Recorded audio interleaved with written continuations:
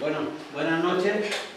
Ya está la mesa completa y estamos en esta ocasión. Sabéis que los que tenéis un poco el hábito de venir por esta casa, que por estas fechas, desde noviembre, solemos hacer siempre nuestra sesión dedicada a la poesía. No nos olvidamos de la poesía, sabemos que es un género minoritario, pero quizá por ello no hay que olvidarlo, hay que apoyarlo, hay que apoyar a esos grandes poetas, los grandes y no tan grandes, que al final esos que no son tan grandes hoy puede que algún día se lleguen a serlo. Para eso hay que apoyarlos también.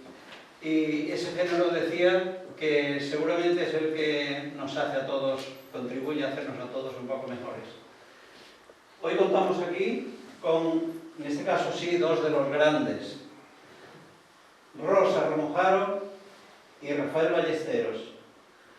Los dos no voy a presentarlos porque los dos son lo suficientemente conocidos en esta ciudad, bueno, y fuera de la ciudad también, pero especialmente en Málaga, son suficientemente conocidos como para necesitar de mi presentación.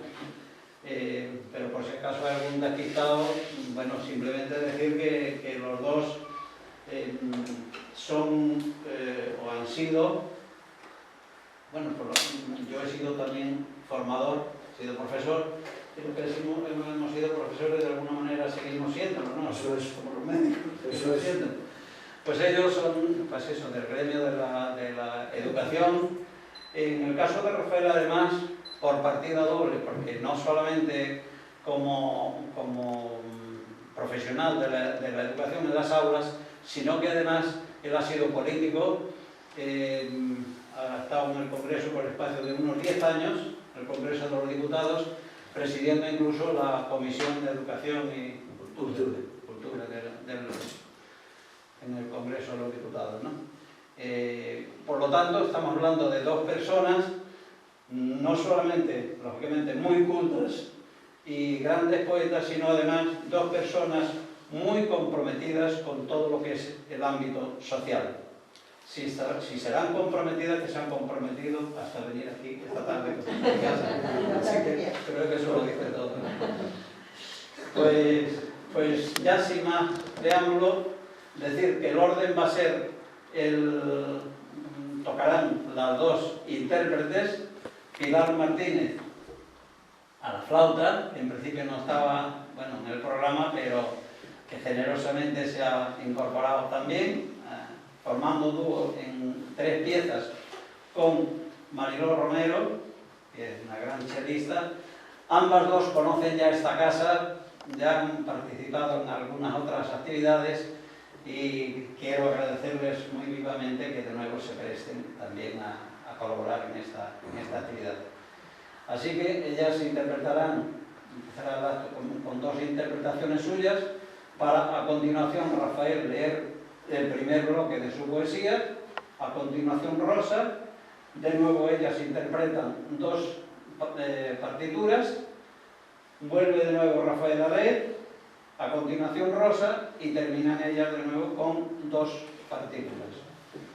Así que este va a ser el orden, y ya sin más preámbulo, damos ya comienzo a la sesión.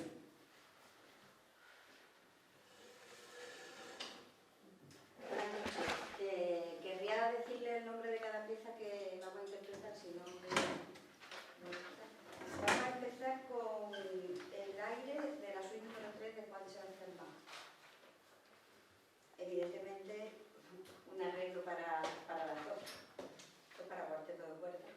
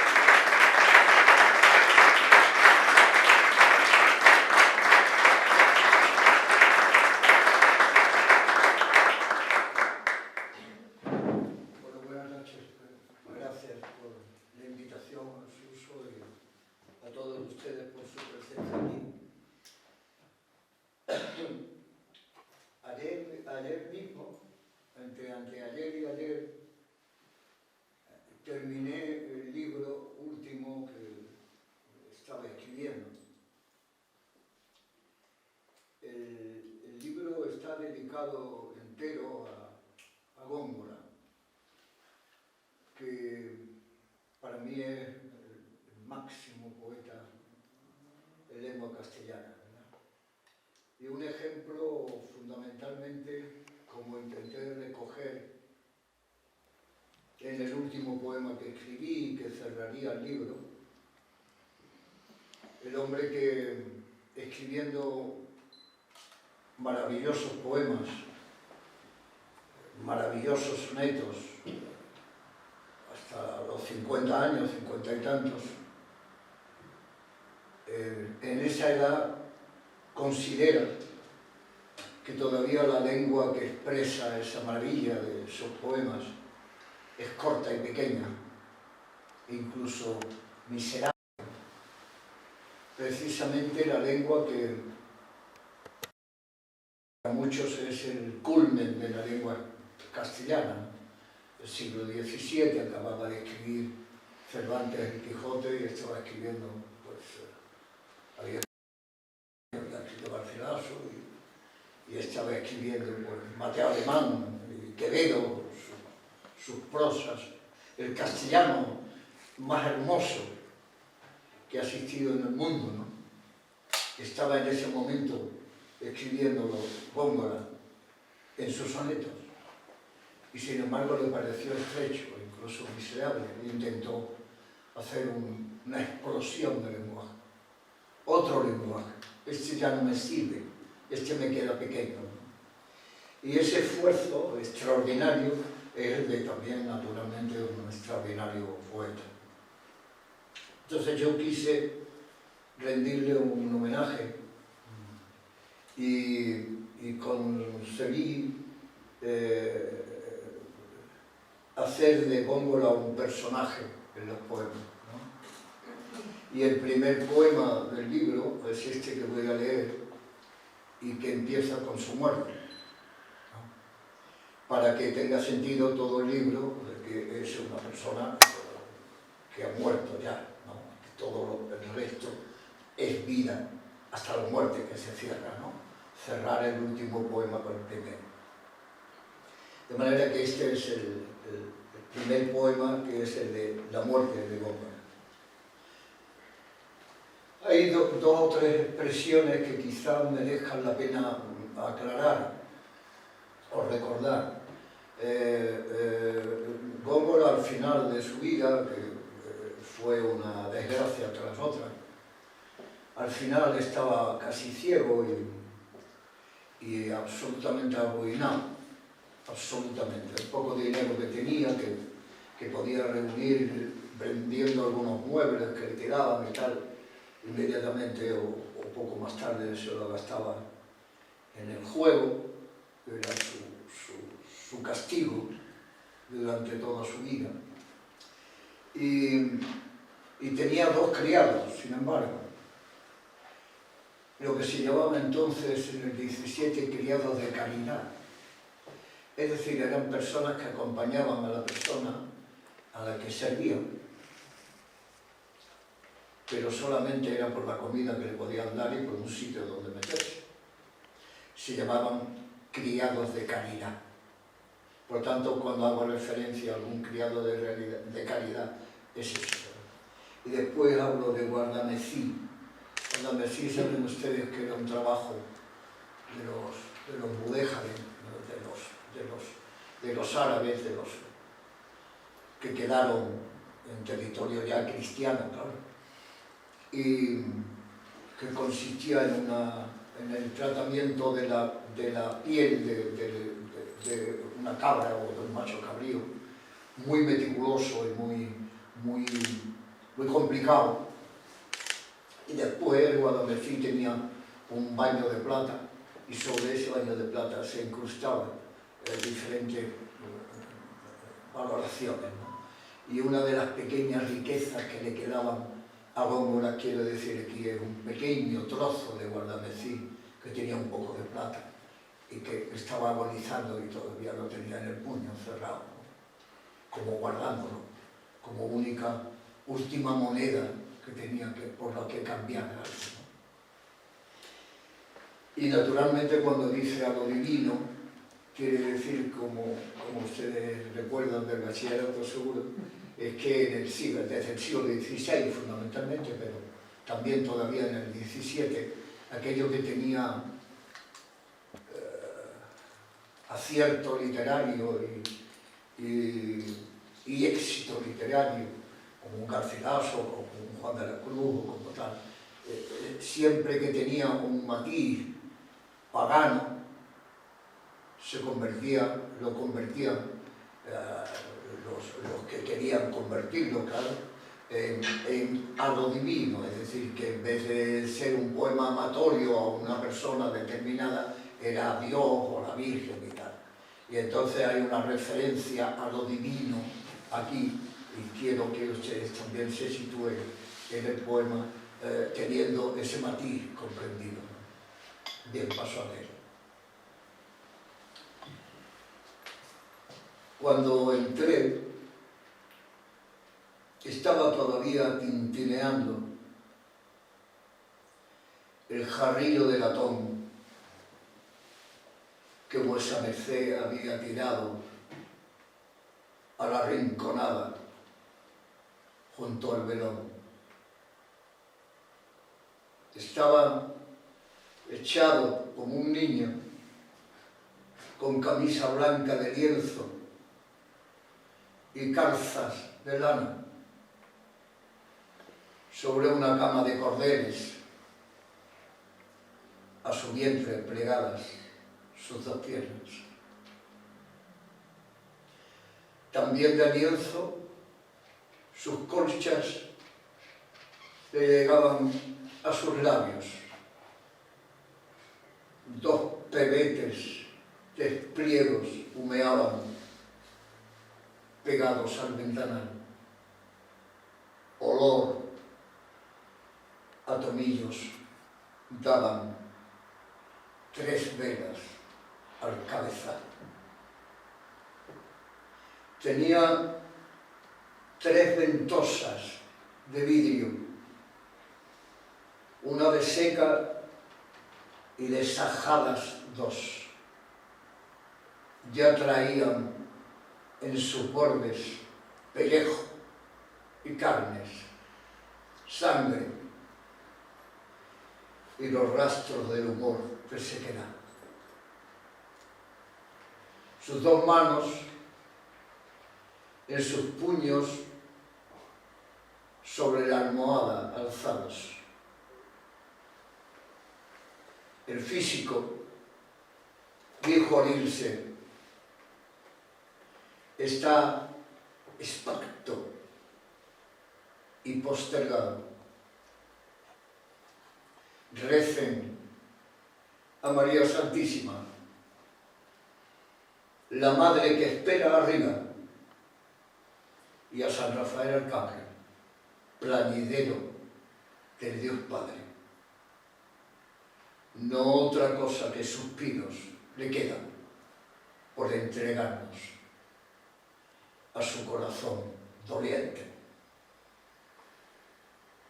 Solo María Rodríguez, sirvienta de caridad, acunaba su cabeza buscando la voz perdida, y de un murmullo de angustias trasladaba sus palabras. Oí decirle al oído: llegó ese mozo, ese muchacho que dice sus mocedades, pero escucha con pasión. Un puño abajó don Góngora para alzarlo entre las sombras. Vimos lucir entre dedos un argento griterío. María puso su oído junto a aquella boca de espasmo. Abrió las uñas al puño que guardaba su secreto. Un guadarmecí de mínimos rebordeado de plata. Se oyó un murmullo de intentos. Dice algunas pocas palabras que son consejos al mozo. La mayor belleza puede pacer en huerto de poco y contemplar a lo divino es no saber contemplar.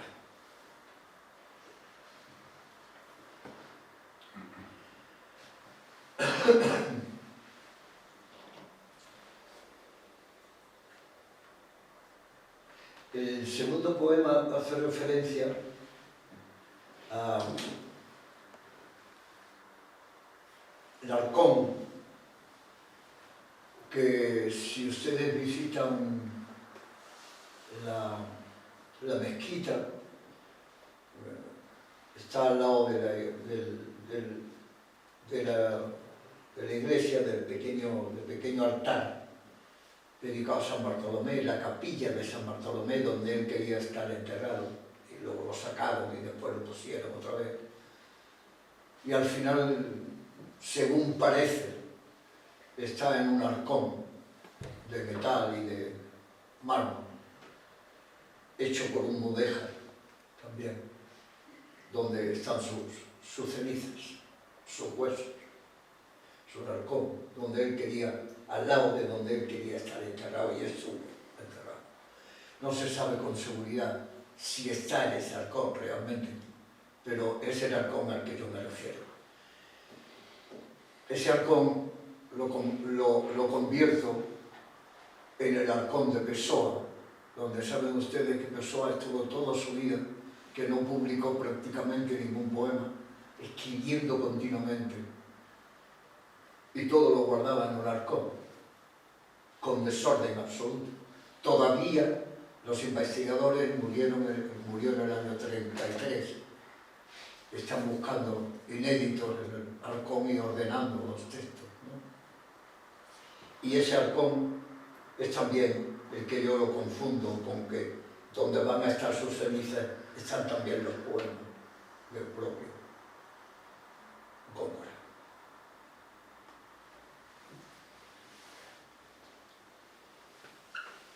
Atravieso el patio en la penumbra y ansioso rebusco en los fondos del arcón. Allí concluso ya por el mudéjar fangoso. El tacto espeso y anhelante a la luz de esa vela tenebrosa. Solo el búho bisbea en la espesura y trasiega la noche por las sombras ansiosas ya de alba. El jilguero en la enramada duerme. Atrás, en el cuartucho que cierra el patinillo, oigo el desasosiego de vuesa merced. Su dormir ansioso, ténebro. Ni a la noche siquiera un poco de quietud, un reposo digno y hóspito, una poca de paz, aunque contrita sea, húmeda y carnosa, de atosigo y sobresalto. Es que no merece un ungüento, una pomada, un tóxigo que alivie. Nadie ahí, donde el alisador de la almohada, esa que mulla el colchón de hoja de maíz, la palma en la frente, el poco de agua arrimada a la boca. ¿Por qué tú, esa condena si nadie más que tú nos regaló belleza? ¿Quién decidió el castigo? ¿Quién señaló al convicto? ¿Y por qué de entre todos los humanos? Pues a merced. ¿Por qué?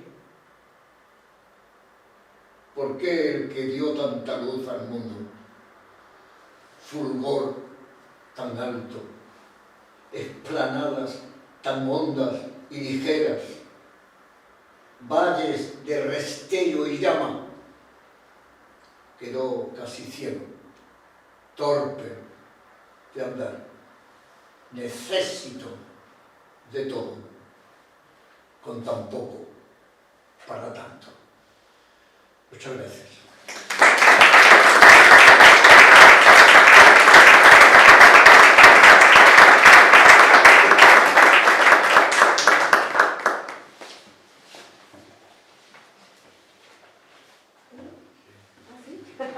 Después de la música. Disculpad que haya llegado tarde. He perdido el bolso cuando salí, bueno, ya de camino, de pronto donde está el bolso, hemos vuelto y tal, y por eso he llegado tarde.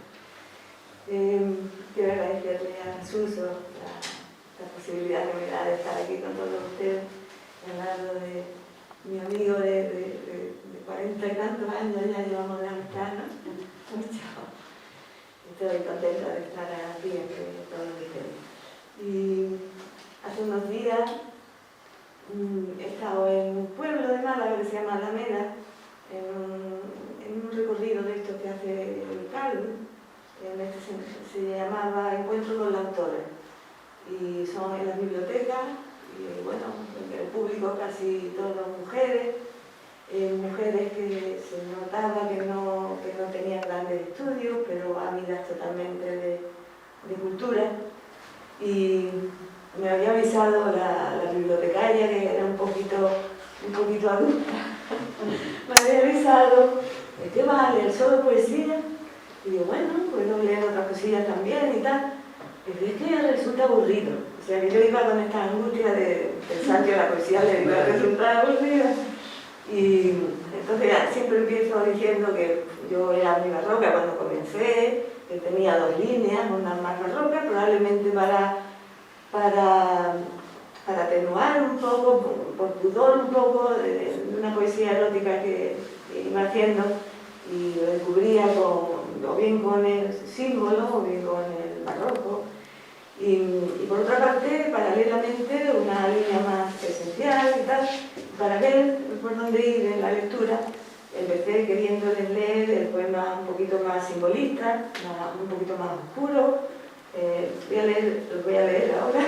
Es un poema de Agua de Luna, que tiene una frase que es agua de luna, y tiene una frase que es papel japonés, con el que yo terminaba un poco el libro. Y siempre suelo leer el poema este y un poema más claro para que se vea las 2 líneas, que se llama Grito. Es un poema de desamor, en el que hay un deseo como de huir del amor que hace daño, y está simbolizado en el mar y en los océanos, un deseo de huir de este tipo de agua salada y quedarse con el agua dulce.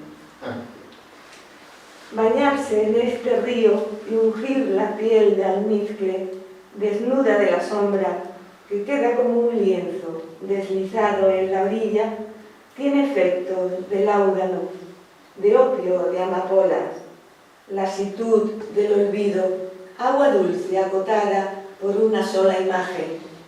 La sal de los océanos hiere como el diamante el cristal de los ojos. No más mar sin acero, ni islas de papel japonés como la luna. Agua de luna dulce bebida en esta copa, en los labios besada que la besan. Cuando leí este poema le pregunté, ¿qué tal? Le pregunté al público, y dice una señora, y aquello ya me llenó de complicidad, dice una señora, muy fino. Muy fino.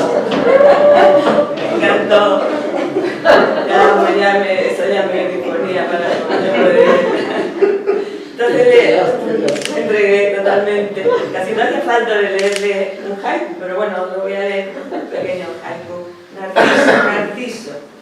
Aguas paradas, hoja de espejo mudo, página en blanco. Ángel, rizo en el agua, una fragilidad de luz nublada. Gong, la camisa flamea, hoguera blanca en la terraza. Diorama, luz de la lámpara, una luna en el techo, otra en el cielo. Los haikus que yo hago pues no son puros, porque el haiku no lleva rima, y mi haiku sí, que parece más bien bordón de seguidilla. Bueno, pues ya Agua de Luna ya...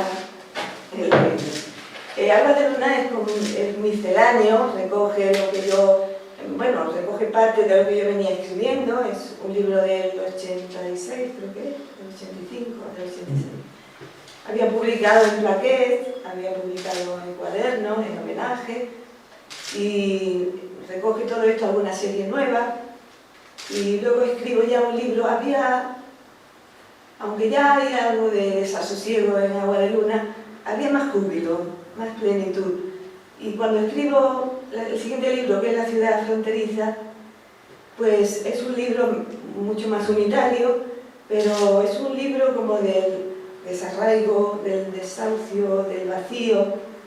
La ciudad fronteriza es un título pues simbólico también, en el sentido de que por una parte recoge un poco el clima de la ciudad donde yo pasé mi infancia, mi adolescencia, que es Algeciras, donde nací, con sus muelles, las dársenas, el viento de levante. Y recoge también la Málaga que yo vivía por entonces. Yo era profesora de instituto y era del nocturno, y salía del Cánovas del Castillo y me iba hacia Carlovalla andando. Luego era una ciudad también de riesgo para mí, porque de hecho sufría algún riesgo. Todo este clima está también en la ciudad fronteriza, que por otra parte indica una situación fronteriza, una situación al margen, una situación no buena. Es un libro lleno de perplejidad, de búsqueda de identidad.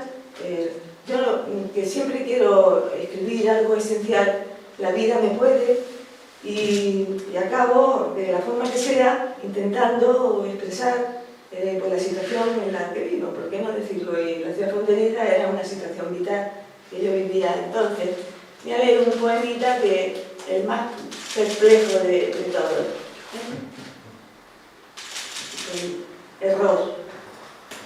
En el cruce de esquinas, desde la bocacalle, la ráfaga de viento con aroma de tiz y la calle vacía. Previendo fumadores o murmullos en ventanas abiertas, uno se vuelve, nada oye ni ve, ni un rumor de ojos al cerrarse, ni próxima una sombra. De modo involuntario uno se palpa y busca su calco en el arcén. Es lisa la ciudad, sin huellas, como un anteproyecto. Admite entonces que debe de soñar en otro sitio y entra en la embocadura. Luego paso mucho tiempo sin poder escribiendo, pero sin poder publicar, sin poder centrarme en la poesía, porque me estoy centrando en la universidad, en oposiciones, en mi tesis la hice en el 83, la memoria y licenciatura, en el 84 la tesis, luego entro en la universidad, un libro último que he publicado, que no lo he dado todavía, no sé si lo tenéis, se llama Puntos de Fuga. Pues he recogido yo un poco toda esta época que va de finales de los años 80 a principios de los años 2000. Ya que estoy hablando de ello, lo voy a hablar también. Pues en esta época, cuando me casé con Enrique, pues yo vivía en Carlos Arias, vivía en la zona de Carlos Arias, vivía en un ático, el último piso tenía una terraza enorme de otro piso que no había podido construir. Allí vivía yo con mi niña, era muy libre, ¿no? y veía toda Málaga. A veces me subía encima donde no se sube nadie, me subía y me ponía encima de todo, del encajado del edificio, bueno, una explanada, mirando Málaga, todo aquello. Y al cambiar mi situación, ¿no? Pues ya las niñas querían salir del barrio, entraban libros nuevos y tal, había que cambiar, y yo abandoné aquella casa, se vendió, empezamos a alquileres, al mismo tiempo universidad, ¿sabes? Currículum, niña adolescente, aquello fue tal. Y yo me echaba papeles en los bolsillos, lo cuento ahí en un prologuito, porque yo hago ficción, pero aquí hay claramente una realidad. Y yo me echaba papeles en los bolsillos, en los bolsos, y seguía con esta idea de escritora, ¿no? Y me iba a la calle y luego en estos papelillos yo escribía. Y cuando llegaba a casa lo echaba en una caja de tabaco. Y de pronto aquello se llenó. Y dio la casualidad que un amigo que fue a Alemania me trajo un cuaderno, de modo que se llama Puntos de Fuga, Cuaderno de Alemania. Porque allí un día empecé a copiar todos estos papeles y a veces con las fechas, otras veces cercanos a las fechas, y allí quedó el cuaderno, que lo tengo en casa, y en este confinamiento digo, voy a pasar todo esto al ordenador. Empecé a pasarlo y empezó a interesarme, ya estaba yo muy lejos de aquello, y me enganchó muchísimo. Y yo estaba deseando volver al ordenador para volver a, en principio, dictarle, porque empecé dictándole malas cosas porque quedan erratas, ¿no? Y aquello me fue interesando mucho y le fui dando forma, le fui dando ritmo, le fui dando guía para el lector. Se puede leer como una novela, y una novela en fragmentos, hay de todo, hay algún aforismo, hay relatos pequeños. Yo al mismo tiempo estaba escribiendo una novela que era Página Amarilla, y también estaba escribiendo para algunas revistas relatos, de modo que se cruzan los relatos con mi persona, con mi familia, con mis sueños. Entonces yo soñaba mucho y apuntaba los sueños, me despertaba y apuntaba el sueño. Todo esto está por aquí. Y hay poemas, de aquí voy a leer un par de poemas, que lo voy a leer ahora, ¿vale? Y entonces yo todo esto se lo mandé a Abelardo Linares y a la chica que parece que iba a llevar la colección, y le gustó mucho. Me decía a la chica que el libro más chulo. Y entonces lo he publicado, y todavía no sé si han hecho alguna reseña, que también, pero me gustará que lo leáis, ¿no? Para que me digáis también si tiene interés. Voy a leer por aquí, creo que tengo señalado un poema, lo voy a leer. Aquí hay prepoemas, poemas. Este se llama La mujer del parque. Pasos precipitados la traen cerca de ti. Despliega la mañana por su banco, el termo, el transistor, la botella de agua, el móvil de juguete. Te dice que es su sitio, lo sabes ya hace tiempo. Te dice que te invita, pero que no le hables, y tú asientes y callas. En el parque, sentada junto al banco de la loca, la mañana de otoño cobra un aire de fiesta. Sus pulseras destellan cuando baila, o al abrirse el semáforo, cuando el paso de cebra es ya una pasarela que sus sandalias transparentes cruzan al ritmo de su son en el asfalto. Aún es hermosa. El calado del ala del sombrero dibuja en su garganta arandelas de oro. Ahora marca un número en su móvil de niña y dice que lo ama, que lo espera en el parque, y se quita el sombrero y se sienta y extiende el vuelo de su falda en la madera oscura. ¿Sí? Bueno, ahí sí hay varios poemas. Voy a leer el último. Termina el libro con un poema que llamo epílogo, porque guío al lector, como digo, en tres partes que divido yo el libro, y yo tengo un término que para mí es común, que es la catábasis. ya, que es lo que hacen los héroes, ¿no? El descenso a los infiernos. Lo hizo Orfeo buscando a Eurídice, lo hace Ulises, la catábasis. Para mí, salir de aquella casa fue la catábasis. Desde arriba, desde el cielo, al asfalto y a las vanidades, digo yo aquí en el índice. Y claro, catábasis llama a anábasis, ¿no? Entonces la tercera parte es como el regreso, la anábasis, a mí misma nuevamente, ¿vale? Entonces, termino con este pequeño epílogo. Cuando todo es perfecto, ¿cuánto quiero seguir? Ordeno cada una de mis cosas que forman ya mi historia. Es sábado y el silencio penetra en las ventanas con un eco de vida. Es junio y comienza a ser cálido el espacio en el que doy mis pasos. Mediodía, me acaricia la luz y también la penumbra, me sana y me conmueve y me hace revivir. Porque existe un pasado teñido de negrura que solo lo perfecto quizás pueda borrar. La luz en el silencio, el eco de la calle y disponer mi tiempo y mi vida en las cosas ajenas ya de ti.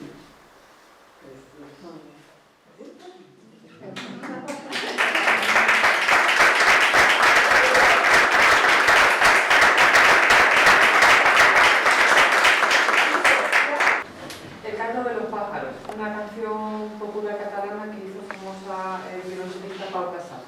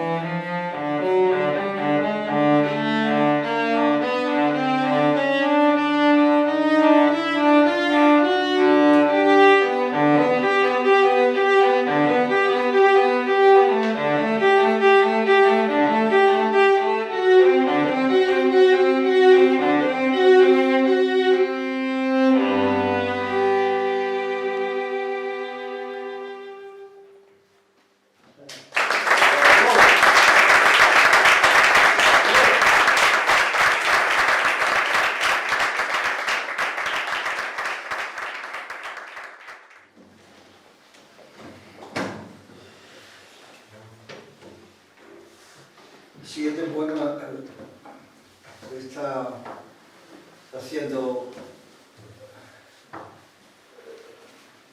fortaleciendo el lazo que existe entre Góngora y el mozo, el joven, el muchacho, que naturalmente es la incorporación de mi propia persona, ¿no?, en el poema. Se hablaba de él, un hombre tan delicado, tan sensible, claro. Nació probablemente en la calle que se llamaba Las Pavas, que es un nombre no muy delicado. Y dice, tampoco es seguro que naciera allí, pero dice que tenía también un huerto, la propiedad de la casa, en la trasierra cordobesa, que era un pequeño huerto, casi abandonado ya en la pobreza, en la decrepitud. Tampoco es seguro que existiera ese propio huerto según los últimos datos, las últimas investigaciones, pero yo lo sitúo ahí también, ¿no?, entre la Casa de las Pavas, en la Plaza de la Trinidad, que actualmente tiene una estatua, ¿no?, y donde había una vivienda así, eso seguro, de su familia, donde parece que él murió, y Trasierra, entre la Casa, las Pavas y Trasierra.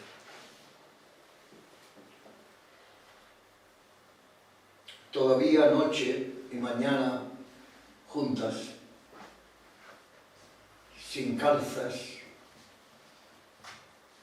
el mocasín a los aires, desnudo un pie sobre la tierra, el blusón ancho y carco, solo brillaba el rubí rutilante en tu dedo reseco.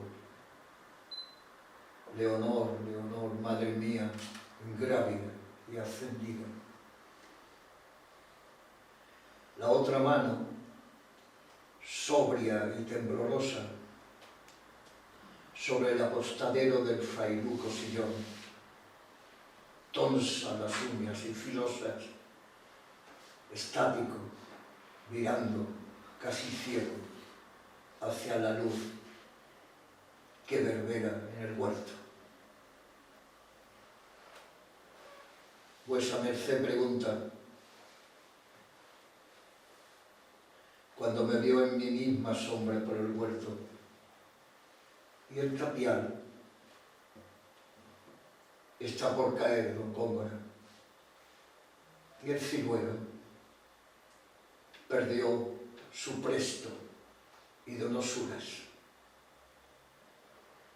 Y me dices, un telón verde tembloroso son los árboles, y el mundo todo un espinel de negruras e incertidumbres. A la mañana, ya íntegra, cuando cantan los verderoles y el zorzal, dices, no veo,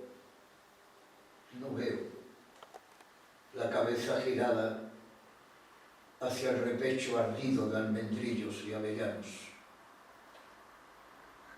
Y descendiendo ya esa luz de los soles en los cerros, levantando el rubí, señalas lo más lejos, allá donde tus ojos convierten todo en nada. Ahí está la mar, la siento, la mar, tan lejos. Más lejos todavía que la compasión, don Góngora, esa de azúcar cande, de la que tampoco dieron a vuesa merced.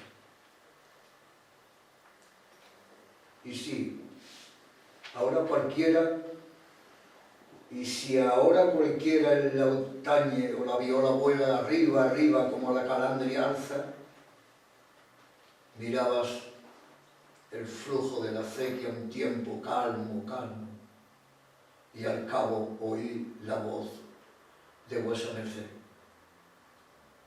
Todo lo humano es parco y frágil, pero nada es más hermoso que lo humano.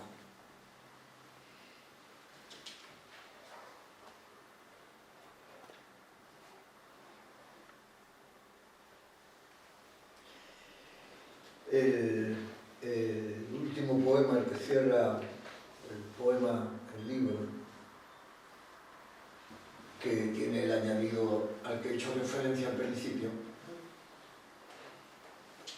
Como saben ustedes, Góngora vivía de ser racionero de la catedral, es decir, el que hacía el reparto a canónigos y a otros frailes vinculados al mecanismo de la catedral, de las raciones de ganancias, de limosna, de venta de bulas, etc.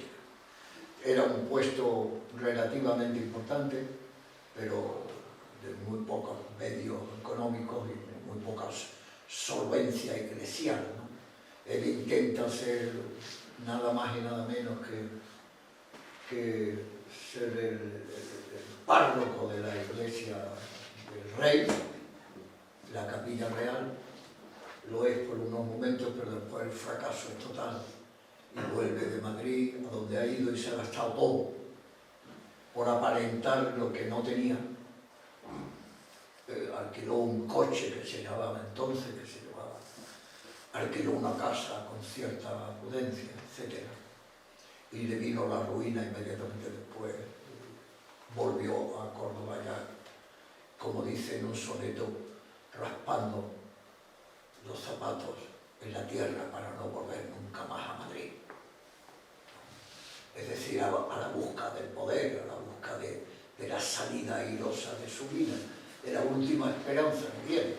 Cuando vuelve ya vuelve arruinado, dependiendo todavía naturalmente de su ansia de juego y teniendo como vinculación con la vida su poesía y sobre todo, más quizá casi que la poesía, la música.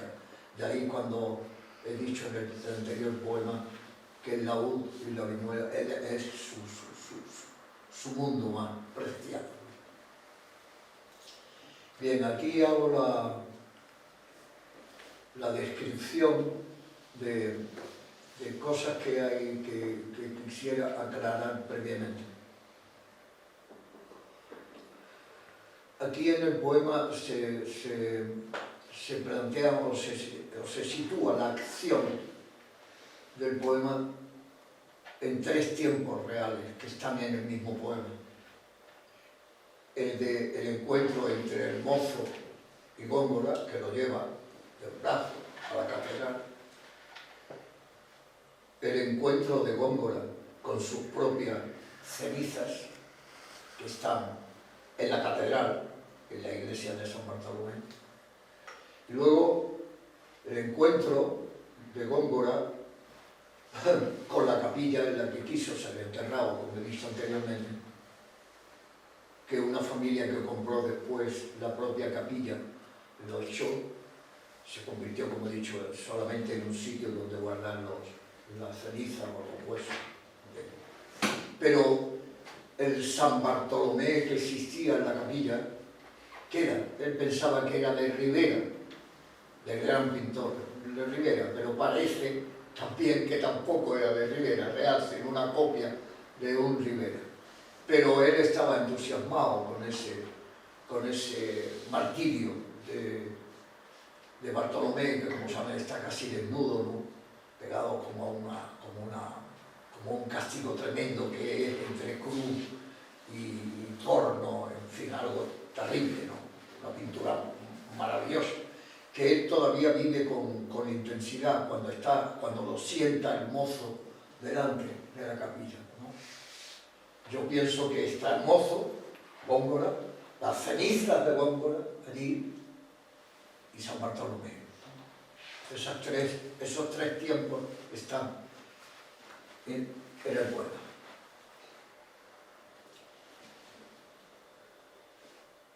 Descanse vuesa merced, y si quiere acercarse al paso, usando tiempo mucho para espacio poco, a la capilla de San Bartolomé, salimos del brazo, de la plazuela de la Trinidad, amenguamos por deanes, descansamos al entresijo fresco de los limoneros de San Felipe. Y luego, por hacer espacio mucho en tiempo poco, quebramos por la calleja de Quero y ya estamos al lado de la catedral. Arcos de Antiguo, color grama, tierra, y en las verduras del patio un verde temor. Vuesa merced se asienta en la esquinada del banco más trasero y enjuto, y yo vuelvo junto a la reja, allá donde las ceras del arrepentimiento y homenaje, y enciendo luz de otro sol ya amanecido, uniendo vuestra unción a otras unciones. Una bruma más que dos alzamos hacia los varios y vanos humos de los otros. Allá, en la capilla absunta, está el arcón. Cabe al altar una bujía estática, alumbra las cenizas. Allí no van sus ojos. Sí a Bartolomé, que alzado es al martillo. Mirad esa mirada de abandono y amor, me dice. Mirad la delicada largura de sus fuerzas y ese rojo traverso que no tiene rostro. Pobre Bartolomé, tan desnudado. Un roce es como un trueno en el recinto y un huracán cualquiera menudencia. Le señalo el arcón, mi boca muy cerca de su oído. Ahí están tus cenizas, don Góngora. Él mira todavía el cuadro del Rivera, sus ojos casi ciegos. Me dice, don muchacho, mira tú, acércate y dime si de la mano del divino pintor un amarillo cadmio y pálido, tan bello como mínimo, sigue alentando en el párpado del santo, del pobre ajusticiado. Me acerco y busco, y enseguida le miento. Sí, lo veo, es un punto casi al aire, amarillo cadmio y cálido. Y él me dijo a lo bajo, ves, don muchacho, no todas las bellezas las devora el tiempo.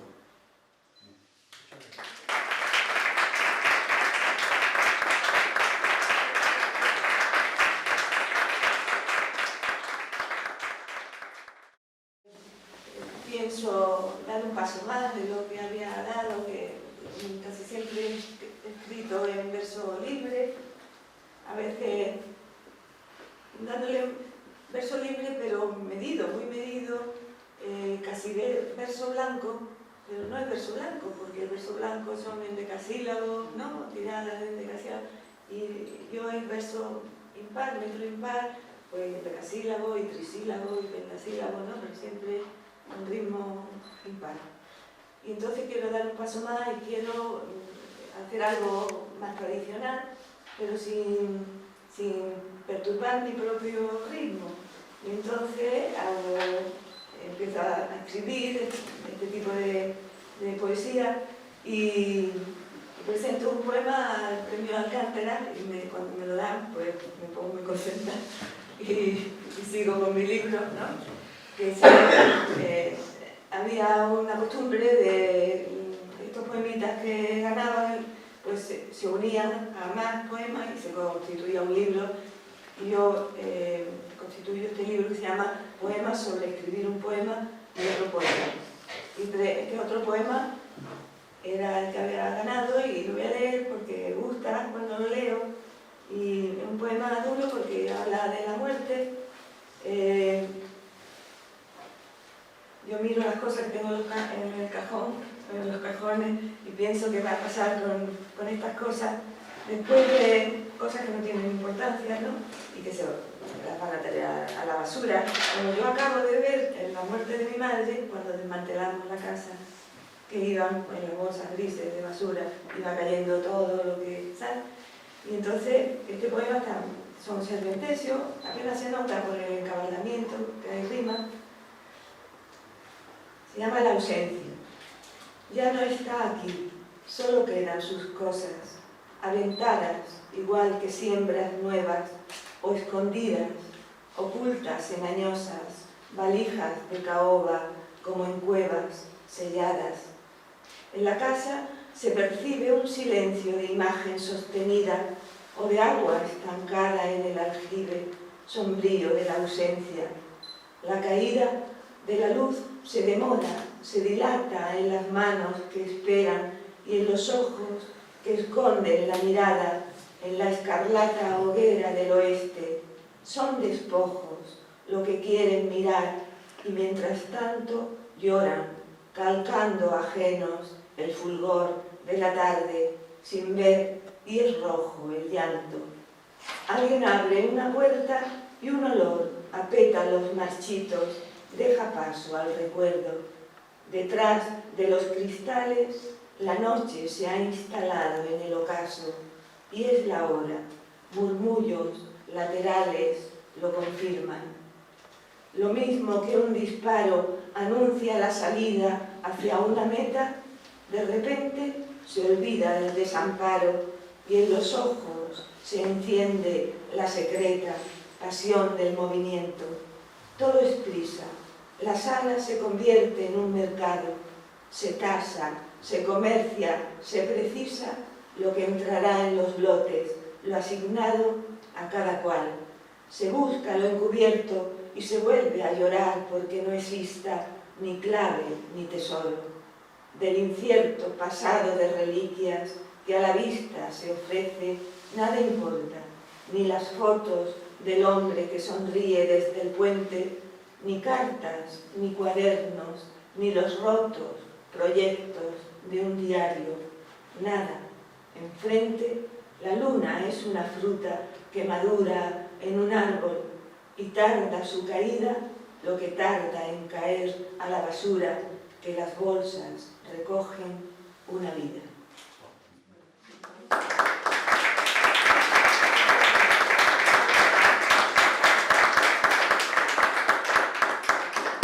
Continuó el libro que estaba escribiendo y publicó Zona de Varada. Voy a leer aquí también un soneto que luego una compañera, María Rosar, nos pidió a un grupo de mujeres, porque era poesía de mujeres, nos pidió que comentáramos el propio poema. Y claro, tenemos los registros de profesores, ¿no? Y los registros de poetas, de modo que uno cambia de registro y yo me comento mi poema como si fuera una profesora y descubro cosas que no había visto cuando yo escribía el poema. Porque es un soneto inglés, ¿no? Que son 3 serpentesios y un pareado, tampoco se nota demasiado la rima y de pronto me di cuenta de muchas cosas. Voy a leer el poema que se llama Recuerda. También uno tiene en su cabeza, cuando uno escribe no lo piensa en ello, pero uno tiene, aparte de lo que es la métrica quizás, ¿no? el ritmo, ¿no? que por otra parte son ritmos muy propios, porque yo cuando comencé a escribir, y ahora a veces alguien estudia algo de mis cosas, y a lo mejor alguien no sabe mucha métrica, y entonces yo voy a mirar mis propios libros, y yo recuerdo que cuando yo empecé a escribir poesía tampoco tenía mucha idea de la métrica, sin embargo los poemas me suenan exactamente como ahora. ¿Por qué? Porque llevamos nuestro ritmo, cada uno tiene el suyo, y uno elige a lo mejor pues, la métrica ulta, el metro impar, que por otra parte hasta Juan Ramón Jiménez tuvo que ponerle nombre, porque tanto los del 27 como los del 50, como Rafael Ballesteros, a quien he estudiado muchísimo, como yo misma, como otros muchísimos más, seguimos la métrica de la silva libre, ¿no? Del ritmo impar. Le tuvo que poner nombre, silva libre impar, porque es como lo que se veía en la juventud de los 30, la juventud de los 50 y en la juventud de ahora también. Y yo cuando he tenido alumnos era una asignatura que se llama métrica y retórica, entonces me traen un soneto porque siempre practicamos, ¿no? O sea, se explica lo que sea y luego se practica. Y digo, ¿sabes qué? Escribes mucho versos sáficos, y pues no, ni de ni heroico, ni enfático, ¿no? No tiene. Y sin embargo lo van construyendo porque tienen ritmo y porque son como de nacimiento poetas, ¿no? Exactamente. Entonces, pues aquí en este poema, que se llama Recuerda, yo he estudiado a Lope, he estudiado el mito, he estudiado el barroco, de modo que eso te queda en la cabeza y te quedan pues las azadas de Quevedo, las rosas del Códice Virgo Rosa, del Carpe Diem, ¿no? Y te queda todo y luego sale en algún momento. Y ya me salen de la siguiente manera. En un festejo que hice en casa, probablemente una Navidad, se rompe una copa. Y otras veces, pues dices tú, mira, qué mala suerte, se me ha roto la copa. Y aquella vez se rompe la copa y yo pienso, ¿qué más me da si yo no voy a poder beber en todas? Y de ahí surge este poema que se llama Recuerda. Esas copas que brillan como llama y que laten al tacto de metales ligeros, tantas copas. Esa trama que sobre cal dibujan verticales las hileras de libros en tapices de olvido, tantos libros. Todos esos atajos y caminos de matices parejos que descubre la luz presos entre los montes, tantas cosas, iguales y cercanas, ordenadas y juntas, son más aún que las rosas, más aún que el reloj o las azadas, recados de la muerte. Faltará tiempo para vivirlas todas ya.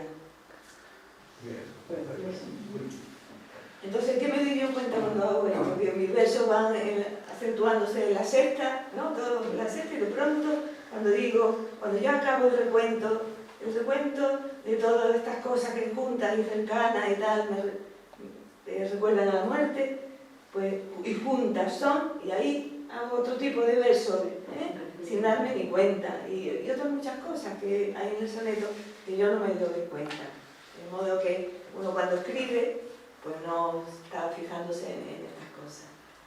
Voy a leer, ¿da tiempo a leer algo más? Sí, uno más. Venga, uno más. Voy a leer un poema de Teresa Hasler.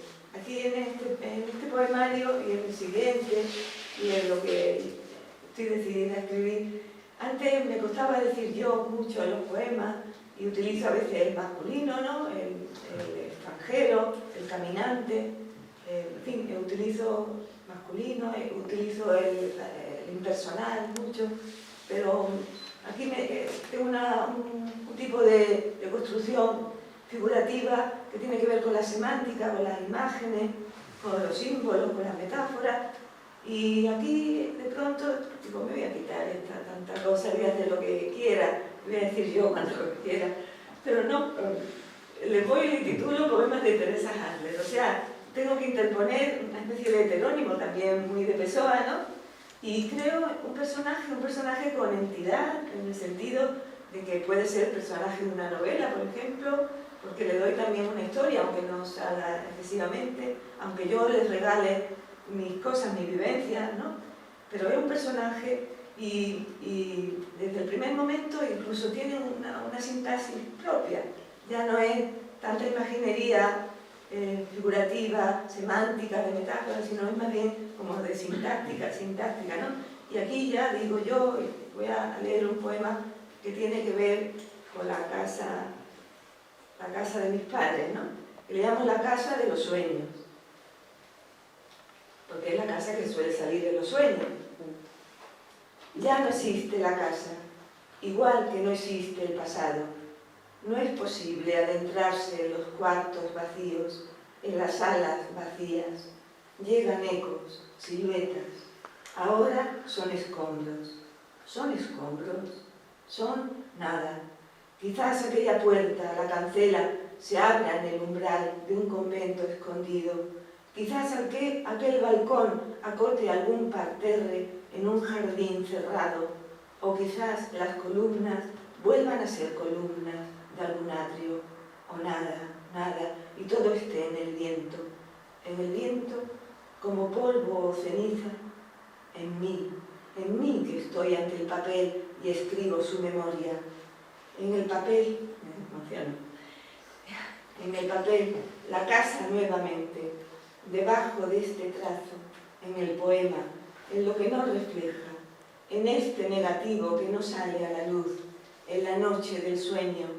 Ahí está la casa, y la madre, y el padre, y los ojos risueños que mostraba la foto, y el dolor, y los ojos del duelo y de la angustia.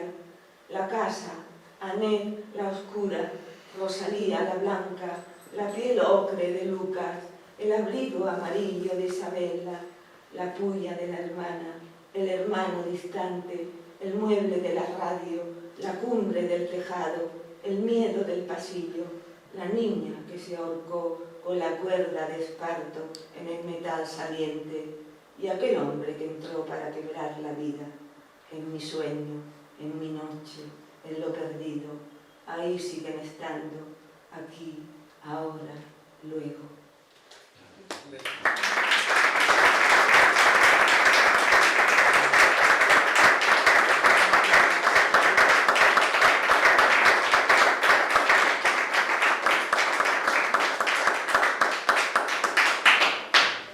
La cantata, por eso ya he dicho, la cantata, bueno, el trozo de la cantata 156 de José Templo.